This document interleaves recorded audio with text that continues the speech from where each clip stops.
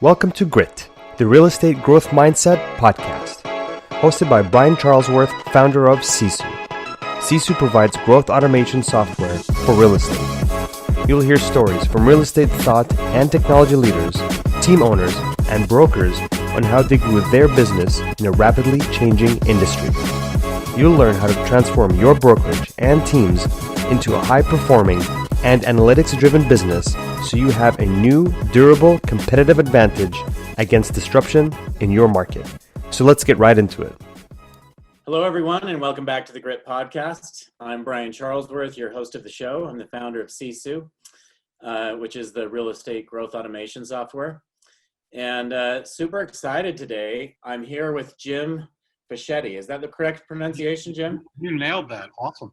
All right. So I have a little bit of Italian background in my language anyway. So anyway, super excited to have you here today, Jim. Jim is a speaker, author, coach, and consultant. He owns real estate businesses still today all over the world. He's been in real estate since the 1980s. And just super excited because Jim is somebody who's gone from a real estate agent, and real estate, we all know, as most of you listeners are in real estate is a sales business. Yes. And Jim has taken that and taken it throughout the real estate industry and then beyond, where he's coaching companies all over the world now. And he has a top-selling book from last year. So Jim, welcome to the show. What do you have to add to that? Well, first of all, thank you for having me. I'm honored and humbled to be a guest. I would say that one of the roles that I'm best at is I've been married to the same woman. It'll be 35 years in December. So that accomplishment is awesome. And I'm granddad to 3 amazing grandchildren and dad to two awesome children, a son and a daughter. So that is awesome. Congratulations. So that's what I would. So you did a great job, but I'd be remiss if I didn't point out that my bride of nearly 35 years, I wouldn't be where I am without her. Great. I love it. So Jim, just tell us what you're most passionate about today. You have a lot going on in your life. What is it that you're most passionate about today? So for me, leadership is really important. So as a salesperson, as a business owner, you start with leading yourself. So I'm really passionate about leadership. And for me, leadership is about your people getting better. So if you're running a sales organization, it's about your people getting better. And I believe that vision's important. Obviously, the first role of a leader is to have a vision. And that vision has got to be big enough, bold enough, compelling enough that it needs to attract people. So if my vision was just big enough for Jim Fischetti to do it by himself, there'd be no reason for you to come alongside me. So my vision has to be compelling, and the vision actually attracts. You know, Tom's shoes, I've seen their shoes. They're not overly nice looking, but their buy one, give one was a vision that was compelling to the customers to actually attract customers. So have a vision, connect with people through your vision, clearly communicate the vision. And Jack Welch famously, you know, he's considered the CEO of the 20th century. And they asked him how he spent his time. And he said, I spent 70% of my time sharing my vision. My mistake was I didn't spend enough time. So until your people can give you the vision back to you, you haven't communicated enough. And then after you've connected it and they have clarity on the vision, you need to empower people to go get it done. Hall of Fame football coach Bill Parcells, he said, if I'm responsible for dinner, I ought to be able to buy the groceries. There's nothing worse than trying to hold somebody accountable, but not empowering them to achieve the results. And then I think this is really missing in corporate America, in a person's business, in life in general, and that is accountability. And what I mean by that is it really starts simply about having consistent communication. Too often we have annual reviews or some type of come to Jesus meeting when things aren't going well. But if we have consistent, and in most times, if you're having some type of weekly feedback session, then it becomes better in the sense that many times you're celebrating the successes as opposed to simply course correcting. And in order to have really great, I believe, accountability The first thing you have to have is clear expectations. The second thing is you have to track and monitor results, because then the conversation is about data, not drama. It's about evidence, not emotion. And then the consistency allows there to be, no stress and anxiety about that meeting. And then based upon the numbers, you're either going to course correct or celebrate and repeat rinse. And then the other thing that's really important for us to understand is that if something's happening that will threaten your vision, your goals, your objectives, you have to act very quickly. You can't dilly-dally. The great thing about action is that action exposes opportunities and situations that analysis never can. So get into action. I'm pretty passionate about getting results, achieving things, and the world getting better through leadership. Yeah, obviously you're making a difference in the world, and you just took us through, I think it's about 8 points. I have not read your book. Are those the points that you cover in your book? So some of that is, yes. There's a little more detail and things, but that in a synopsis, that to me encompasses what really leadership and for me, getting results through other people, right? Yeah. And one of the things that I love that you're doing is that everything in life really needs to have 3 basic things. And one, you need to pick a model and a system. So once you pick the model and the system, then you have to have technology that supports that. If you're not using technology to supplement that, it's being wasteful. Then the third thing is you have a person that's responsible to drive it. Too many people in business start with the person and then try to hodgepodge everything else. No, start with what model and system you're going to operate, then find the technology that will best support that, and then the person who will drive it. Yeah, it's great. I mean, sitting there listening to you and a lot of the stuff you're saying, I'm like, you sound like me. So I don't know whether to pray for you or to say that's good. I mean, I'm always telling people, do you want to coach your people and hold them accountable based on their goals and their numbers? And do you want, or is it yours? And do you want to coach them based on their results and their numbers every week? Or do you want to go in there and be their counselor and have a drama session with them, right? Yeah. But data over drama every day for me. Yeah. I love that, I'm asking you what you're passionate about today. You come in, immediately roll out leadership. For any of you leaders out there, and I think almost everyone listening to this podcast is a leader, take that to heart. That was some great advice. I would recommend starting this podcast over with your pen and paper or at your computer and make notes. I know I just made notes of everything that you said, Jim. So tell us more about your book. What's the name of your book? The book is Vision to Results, Leadership in Action. Thank you for the opportunity to discuss it. I truly believe that as we develop leaders can change the community and ultimately the world. So leadership is missing throughout society. If you look, it seems like we have politicians now, no statesmen. Doesn't matter what letters behind there, I see a lack of leadership. Even in churches, you don't see the leaders. And even in business, there's sometimes a leadership is given away to quarterly objectives and profits. So throughout society, leadership, and then leadership in the home. So that's important from my perspective. And I talk about that in the book as really the basis for why. I don't care if you're a salesman, if you're owning a company. One of the things years ago, 60 Minutes did session on SAS out of Cary, North Carolina, which is close to my hometown. And, 25 plus years ago, the program ran, and SAS was really one of the first people to have linens in the dining room of the cafeteria. They had concert pianists. They had concierge service for their people. They literally built a charter school for their people. They did all these things for their people.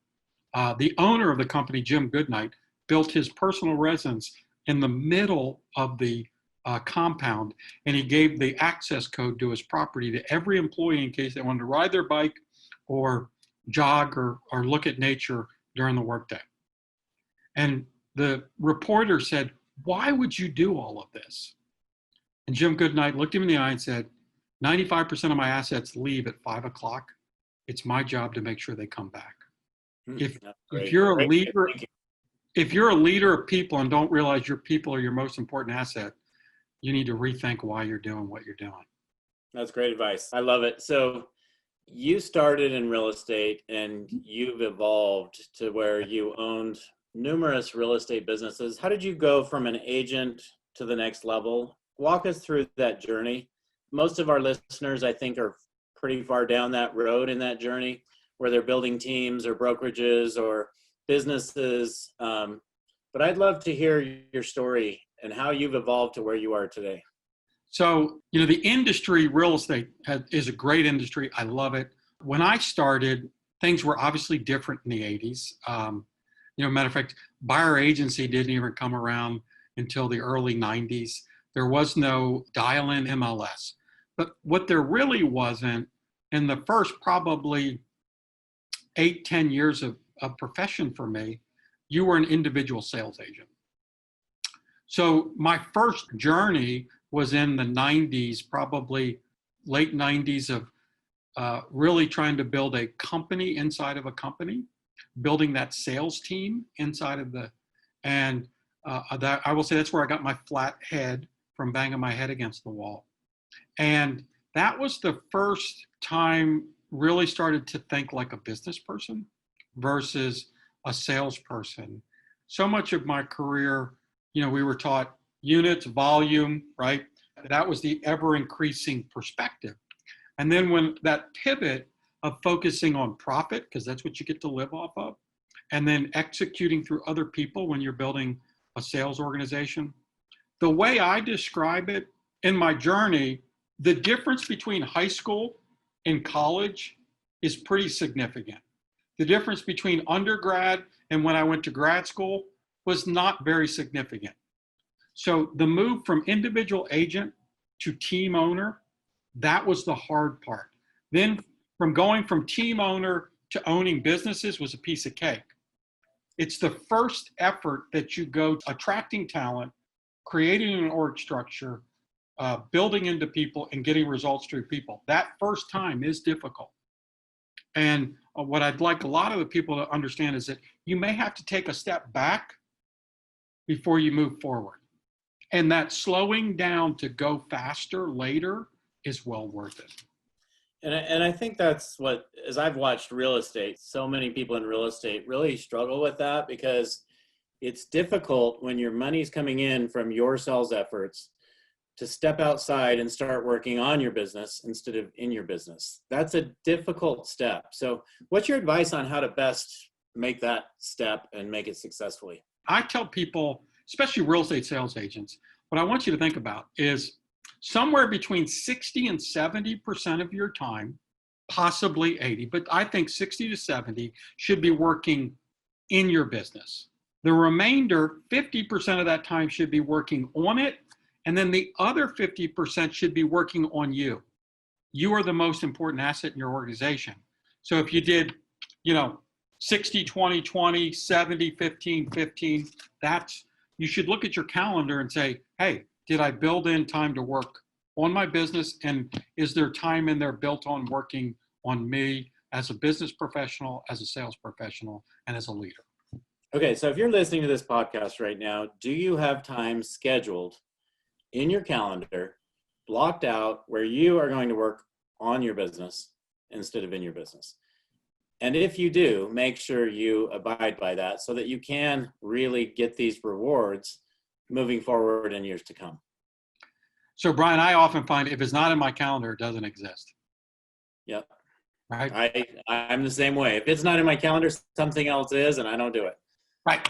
So, and literally, one of the things that I did in my early 20s was I set out to read 50 books a year. And they would be sales books, leadership books, biographies on successful people, and some motivation. And 20 years after I was doing that consistently, I realized I'd read 1,000 books. And during that time, one of the things, you could look at my calendar, and I literally had a block for thinking time. And it's really important because, again, I believe each person listening today, you know the answers to what you need to do. You just need to allow yourself the time to process that. I agree with that 100%, Jim.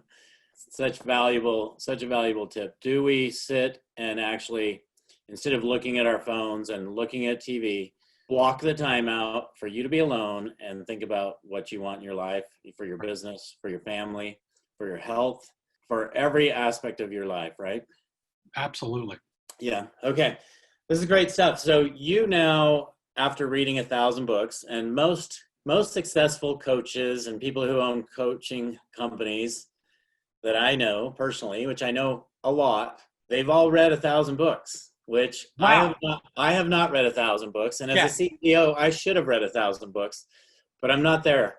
So taking that to the next level, I mean, I've found with audiobooks, I'm able to listen and read far more books, because now in my drive time, my workout time, even if I'm on my mountain bike sometimes, I have audiobooks in. So it's a great way to get through that. I think it's much easier than it used to be to have to schedule your time and actually sit down somewhere and read a book is far more difficult for me. Do you feel like, has that enhanced the amount of books you can read? Or So I do think there's a learning style. Most people I know, Brian, are like you, and they love the audiobook. And because there is the opportunity, right, exercising. I think it was Zig Ziglar who used to say about his tapes, go to Automobile University, right? And so you plug in. And so there is some truth to that. And yet there are some learners who are visual learners or kinetic. So for me personally, when I read books, I sit there with highlighters, underliners, and notes. And so the process, I miss a step when I do the audio. That's just who I am. So I'm a weird guy that still holds the paper, but I value. So what I do is I actually listen to podcasts when I'm traveling. I do that as well. So there's something about the book that I still like to mark up, but I listen, if I'm not driving and somebody else is driving on the podcast, I'll have my notebook out taking notes as I go through the podcast. Yeah. Because I learn better. I am kinetic. I like to take action while I'm learning. I'm the same way. I'll be in the gym and sometimes I'll be listening to a book and I'll actually pause it. I'll sit down and take notes about that particular book. And right now I'm reading Measure What Matters. And I find myself in the gym, just maybe I don't get as good at workouts as I get, but at least I'm working my body and my mind, right? You're working both. So yeah. So you've now built several mortgage businesses. You were at KW. You were regional director for owning several brokerages. You still own some brokerages. Tell us how you took this to the next level, because right now what you're passionate about, I can tell, is actually seeing other people receive that same growth and have those same rewards that you've had in your lifetime. So you've said, hey, I'm going to help others. That's why leadership is so important to you. I'm going to give back and help others become better. Tell us more about your coaching company, how it evolved to that. And then I want to dig in and learn about who you're actually coaching and what kind of businesses and all that kind of stuff.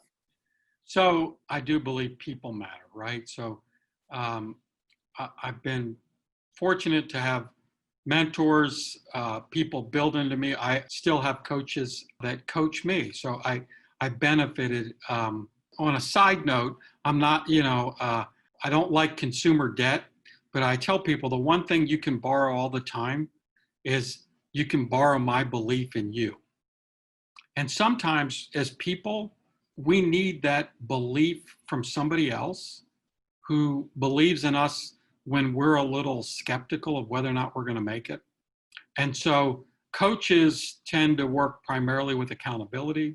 Consultants also bring models and systems along with some of that coaching and consulting, so the accountability, so that you can drive results. So for me, it's about wanting people to live their best life.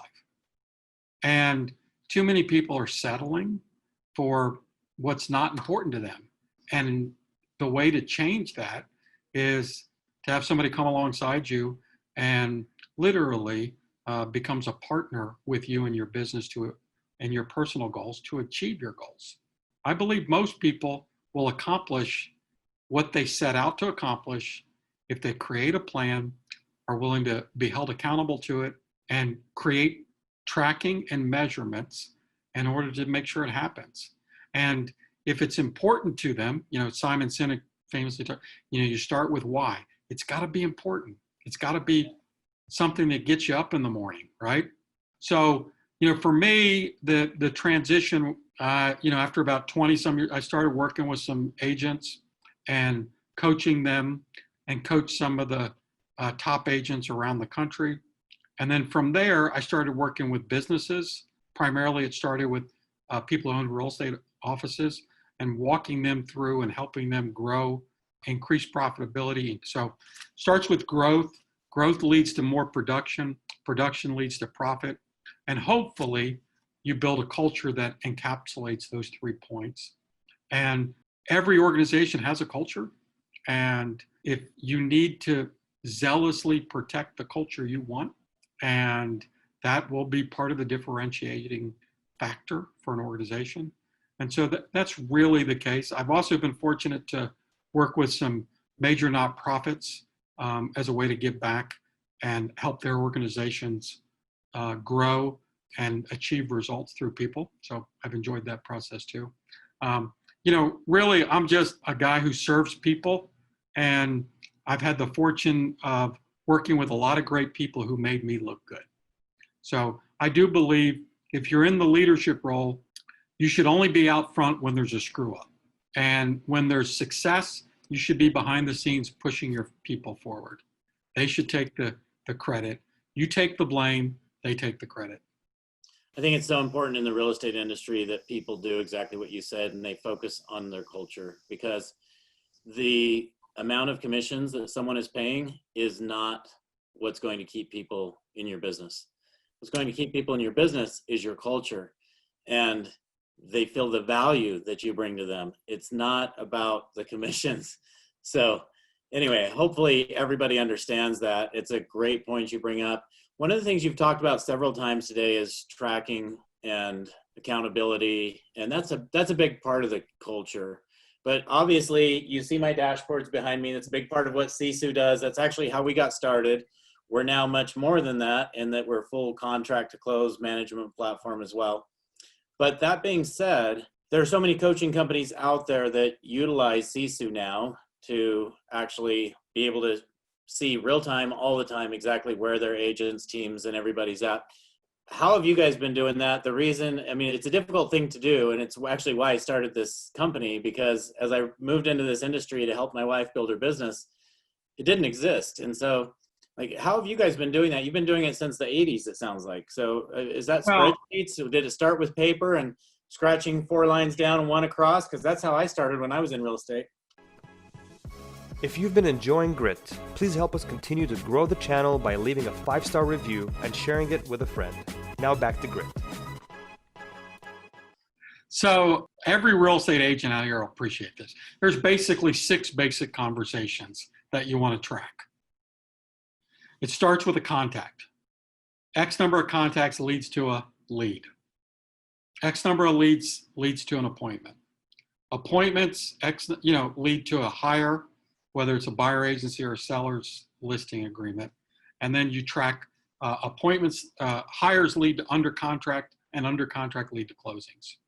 So you need to have those 6 basic conversations in some type of tracking and goal form. And technology is the simplest way. Yes, pen and paper still work and you can have that conversation. It makes sense to me organizationally that people would report their numbers at a daily. So as the leader, they could see daily what's going on. The thing to remember about real estate is our business is primarily 90 days out. So if we wait to check your numbers at the end of the month, then if we need to course correct, that month is gone. We're really 4 months before we'll see financial differences based on what we do. So it is, this industry, real estate especially, is important to track your numbers daily and weekly. And so the great thing about a system like yours is it'll start to calibrate X number of contacts leads to a lead. So the beautiful thing about that is when you have clarity about it takes this many contacts, say it's 20 to get one lead, and it takes 5 leads to get one appointment, then you know with 100 contacts, you'll get an appointment. Yep. And for you leaders out there, if your agents knew for every 100 contacts they had, they would go on it, they would schedule and go on an appointment. Would it be so much easier for them to make the 100 contacts? It becomes almost a game at that point, right? Oh, I've got to make my 100 contacts so I can get that appointment. Yeah. So you may have heard of old Tommy Hopkins. Okay. Yes. When I got started in real estate, Tommy was one of the kind of the gurus in that. And I'm showing my age and inflation. But when I got started, every no was worth $20. And so the game was so that you do the contact. You want to get as many no's as you can, right? Right. And And back then, my average commission check was a little less than $1,000. So, you know, every no was worth $20. And then I always ask, how much was the yes worth? Most people say the amount of the commission check. Nope, it's only worth $20. Yeah. You don't get to choose who says yes. So the activity for the no is just as important as the activity for the yes. That's a great way of putting that. I love that. I want to go back to this. You talked about how important it is to measure and track daily. And I read a book probably 15 years ago now, and it talked about in January, we go in and we set our New Year's resolution. Yes. And 90% of us, probably more like 98% of us, by the time the 21st rolls around, we no longer have that resolution. We no longer have that goal. We don't have the why you talked about. And it's because we're not measuring. By the time 21 days has happened, we don't understand. We don't even remember what it is. It's not important to us. If we were measuring that daily, if you were working out in the gym and had an app tracking that every single day, you would go in the next day because it's important to you. So my key takeaway of that was, though, okay, if I have a New Year's resolution and I do that personally, and let's just say I do the same thing for my business, that's when I do my goal setting once a year. Well, guess what? I can course correct, as you talked about, or I can celebrate, as you talked about, once a year. If I move to monthly, well, now I get to do that fun activity 12 times a year, and I can increase my business. I can correct any issues 12 times a year. And now if I move it to weekly, which a lot of real estate companies do this weekly, they come in and meet every Monday, weekly, or every Friday, and they're going to go over, okay, what was your big rock for last week? Did you hit it? Or did you do your 411s? Or did you do? And so now you're talking about 50 times a year you get to course correct or celebrate. But as soon as you move it to daily, Jim, that's what I love. What happens? Oh, when people go daily, I don't have the statistical analysis for the percentage, but my guess is it is somewhere between north of 95% of the people actually hit their goal, okay? Because the advantage of daily is, one, it's in front of you, it's important. The more you're looking at it, the deeper it's ingrained in you. And, you know, so if we use the example of the goal is to make 100 contacts a week, well, at the end of day one, I'm at 19. I obviously know tomorrow I've got to do 21. And so it's so much easier to get back on track. And by the way, if you're one of those people that's always 100% on track, God bless you, we love you, but you're not the norm. Most of us have, we got to get back on track at times. Sometimes we're ahead of track and sometimes we're a little behind, but that's the advantage of daily. The delta doesn't get so big that it becomes headwind versus tailwind. Right. I see it all the time. If somebody gets midway through the month and they are not on pace for that, guess what? They're giving up this month. This month is over. I'll start back up on the 1st of next month. It's just the way we as humans, that's the way we operate. I don't know if you're familiar or have read the book 12-Week Year. Yes. So, you know, and that's part of the author's premise. Real estate book, right? I mean, that is how real estate people measure their business, right? It's every 12 weeks. That's it. It's a new year for you. Right. So if you think in terms of, because for that reason is that typically most people, January goals, they're highly motivated. And if they're in reach in December, they're highly motivated to accomplish. So the first month and the last month tend to be high energy productivity months. So that premise of the 12 weeks, the first 4 weeks, you're gung-ho, the middle is shorter, and the last 4 weeks, you still have time to course correct enough. So chunking those things down makes a difference. And like you said, weekly is great, daily is better. Yes, and I'll share an example. My wife runs a real estate brokerage and a real estate team. She now has about 20 agents on her team. They were doing about 25 transactions a month when COVID hit. They went from weekly reporting, and she had Sisu, so it was all in there. But to actually every morning at 8:30, everyone reporting their numbers out, guess what? They're now doing over 50 transactions a month. And sure, the market's hot right now, but you know, with COVID, a lot of people took the opposite action and said, you know what, we're all going to stay home for the next 2 months. I don't care if you're home or wherever you are, you can still take action, right? So Brian, your wife did exactly what I told. I said, you know, there are going to be two main people during COVID. Those who treated this like a snow day and really just, you know, whatever, stayed in their pajamas. Watched every TV series out there. You know, what was the big, and then there were those who said, Tiger King, is that what you're talking about? That's it, Tiger. And then there were those who said, you know what, I'm going to lean in and double down. And for those people, they took market share. Yes. And your wife, her organization will never give that back. They own that market share. And as the market normalizes, they'll benefit from that also. Yeah, it's been really fun for me, not just because of my wife, but I would say our customers, our teams and brokerages, pretty much across the board did that same thing. Mm-hmm. And so therefore they've grown, we've grown, and it's been a great thing for everyone, but it's because of that daily being able to lean in and knowing your numbers. You couldn't do that if you were managing based off of emotions or drama, like you call it. Yes. Yeah. Data over drama, evidence over emotion. Great. Okay. Just for the sake of time, Jim, you've talked about so many great points today. What is like one piece of advice that you want to make sure, like if I was listening to this podcast and I just had one takeaway that's going to make the biggest difference in my life or in my business, what is that? So the biggest piece of advice I could tell somebody is, first of all, think bigger. Have you read that book? I have not.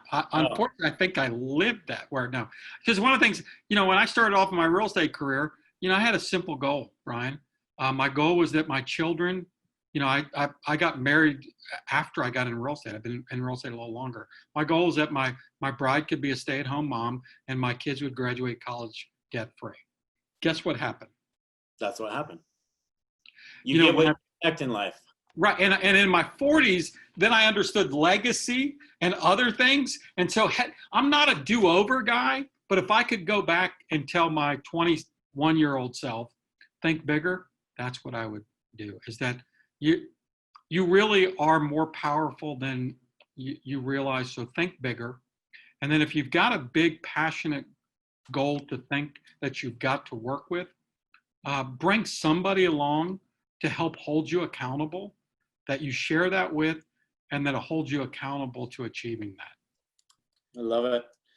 I read a book, Think Bigger, last year, and it actually made me realize that Sisu was much more than just this tracking software, right? And we actually came up with the tagline similar to CRM, but it's growth automation software, because everything we did was focused around growth or automation. But we weren't communicating that. We weren't sharing that. Anyway, and now we're thinking even bigger than that. But it's amazing what can happen when you feel you can accomplish more, or when you feel you deserve more, just how life can change for you. Brian, may I encourage you? Yes. You said growth system. Growth automation software. Software. Okay. If you remember, I said everything, especially in the real estate business, starts with growth. Growth then leads to production. Production then leads to profit. And hopefully you have a culture that encapsulates all of that. And Yes. so, you are at the tip of the spear for the real estate industry when you create a growth automation software, because everything in real estate starts with growth. Yep. And so, in our opinion, everything in real estate should flow through our system, including all of your communication with your vendors, with your clients, with how you manage your team, your tasks, everything. So anyway, but yeah, it's just fun to hear your advice. I love speaking with people like you, who I can just ask whatever advice I want to get, and you deliver it for everybody. So thank you for that. I just have a few questions that I want to leave with today, which I pretty much ask all of our guests. These are just kind of our quick final questions, but it's really favorite book or favorite source of learning. You've kind of already addressed this because you listen to podcasts all the time, and you wrote an amazing book last year. So I'm guessing that's your favorite book, and podcast your favorite source of learning, but correct me if I'm wrong. I have one unusual form of learning that I really like, and that is I study Jimmy Buffett. His words speak to me. Matter of fact, the song "The Captain and the Kid" is kind of there's a life verse for me in there. He wrote it about his grandfather, and it says, "Even though I cried the day he died, I was so proud to love a man so rare." And in my 20s, I realized I wanted my loved ones to be able to say that, so I focused that. And if you actually look at Jimmy Buffett, he clearly knows who he is, what he's good at, when to expand, who his customer is. And, he has a staggering fact. Last year, Margaritaville licensing fees were $1.5 billion. Unbelievable. Wow. So he's Jimmy a really Buffett, smart businessman. So that's my unusual, quirky learning thing. But I do love books, and I love podcasts, and I do like Jimmy Buffett too. I love it. So you've brought up now a couple of times, and this is back off of our final questions, but I have to go here because you brought up a couple of times family, whether it be your grandfather, your wife, your kids, your grandkids. Family is super important to you, I can tell, as it is to me. Like, how important is enjoying that family life to really enjoying your business life? Having a successful family life to having a successful business life, or vice versa? For years, especially early in my career, there was this personal life and professional life were separated, right? Well, the reality is, if somebody's going through a divorce, it's going to impact them professionally. And if your business is cratering on you, it's going to impact your personal life. So for me, business is to support my family and my mission and my legacy. Mm-hmm. And I realize there are people who it is easier to work on your professional than your personal. I always joke that the guy who writes the book, How to Understand Their Wife, will sell a bunch of copies. It's a process, and it's harder, I think, to lean in to being a spouse, a dad, a parent, and it's easier for me to hit metrics in business than it is, but it's more important for me to hit my family metrics. Yeah. So that's what I thought. That's what I thought you were going to say. And you talked a little while ago about Simon Sinek and having a why. And from what I can tell, your why is your family. Is that right? My family, and then a legacy for my future generations, but also for our community. So okay, so it's bigger than the family, but the family is number one. It is absolutely. So my most important relationship is with my Creator, God. Second is with my bride, and then my children and grandchildren. Fortunately, my wife and I were early on. We're both people who wouldn't even really utter the word divorce. And then remember, I said think bigger. So my goal when I first got married was to not get divorced. And I realized a couple of years in, that's a pretty crappy goal. I better have a goal of an awesome relationship. Yeah. So that pivot to thinking bigger, the best relationship I have is with my bride, Jill. I'm glad you made that shift, because I've learned in my life that you get what you focus on. Yes. So if you're focusing on not getting a divorce, you're probably going to get a divorce, because the divorce is what you are focused on. Correct. That's the way our minds work. That's the way we work. So I'm glad you brought that up about it's bigger than just your family. It's bigger. You want, and a big part of that is you've talked about growth this entire podcast. And now you just brought up the other why you have, which is contribution. It's giving back, and to your community, to your generations that follow you.